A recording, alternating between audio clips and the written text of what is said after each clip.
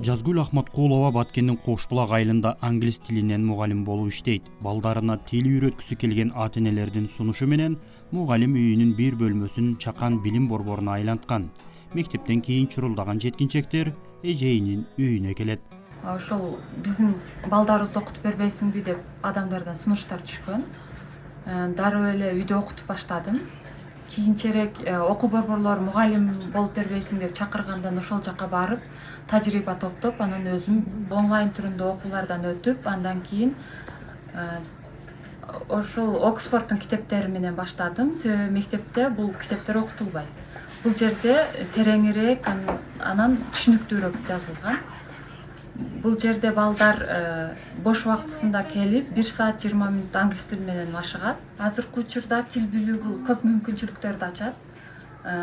Себеби азыр ата-энелер балдарын чет тилин үйрөтүүнүн башкы себеби бул жогорку окуу жайына өткөндө балдары ошол кыйналбасын деп, анан чет мамлекетте окутууга көп ата-энелер кызыктар да. Ошондуктан азыр чет тилдерин үйрөтүүгө көп балдарын басым жасап окутуп атат. I like English.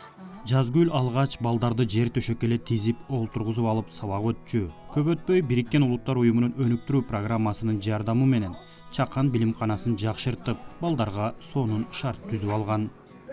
Башында менде стулдар шарт болгон эмес. Биринчи жөнөкөй эле үйгө чакырып балдарды окутуп баштаганмын.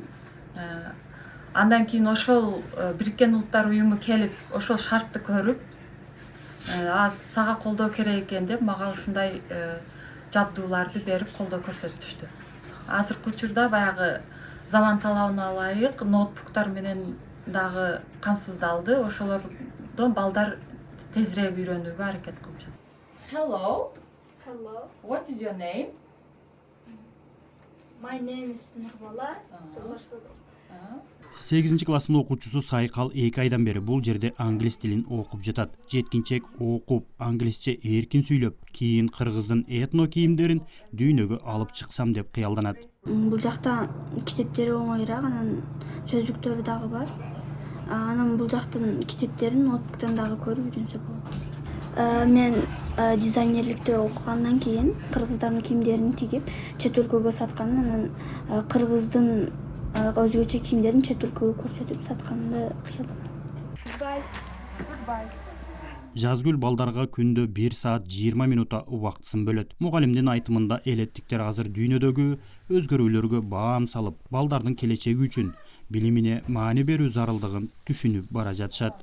Англис тилин билүү азыркы учурда ушу өзүбүздүн борбордон алыс жайгашкан айылдагы жаштар үчүн дагы эң керек. Себеби азыркы учурда Россиядагы азыркы кырдаал көпчүлүк ал тарапка миграция болуп барбай жатат. Көбүнчө адамдар Европага кетип атат. Себеби ал жакта иштегенде бизде чет тилин билүү талап кылынат.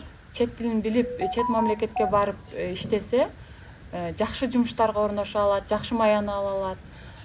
Жана ошол өзүнүн укугун коргоп, эркин жүрүүгө шарт түзүлөт да. Негизги эле максатым ушул айылдын окуучуларына, жаштарыны көп тил билип, ошол башка мамлекеттерге, ошол кругозору өсүп, ушундай шаардын балдары менен тең тайлаша турган балдарды тарбиялоо негизги максатым. Жазгүл айылда 10 жылга чукул убакыттан бери чет тили мугалим болуп иштейт. 3 жашар кызын жалгыз бой тарбиялап келе жаткан Жазгүлдү ата-энеси ар дайым колдоп, кызын багышып, баштаган ишин сүрөп келет. Алар кызы билими менен өсүп, өнүп, айылга да пайдасы тийип жатканына ыраазы. Азыр балдарды курстан үйрөтүп атат. Ошо балдар катышып атат, кызыгып атат. Англис тилине окуп келди, ошону элдин балдары да үйрөтүп, өзгө дагы эме кылып атат да. Пайдасы тийип атат. Элге дагы тийип атат. Жазгүл азыр айылдагы 20 чакты окуучуга тил үйрөтүп жатат. Сабагы бүткөн соң аларды узатып коюп, дароо күнүмдүк үй тиричилигине киришет. ата энесине кол кабыш кылып, короо жайды иреттеп, малга жем чөп салып, кечкиге камылга башталат. Баарын жайгарып, кызын уктатып коюп, кайра эртеңки мектептеги сабагына даярдык көрөт. Ал аймактарда мындай борборлор мектептердин базасында ачылып, кулат жайса, балдар бир нече тилде эркин сүйлөп, дүйнө кыдырып, ой максаттарын ишке ашырса деп кыялданат.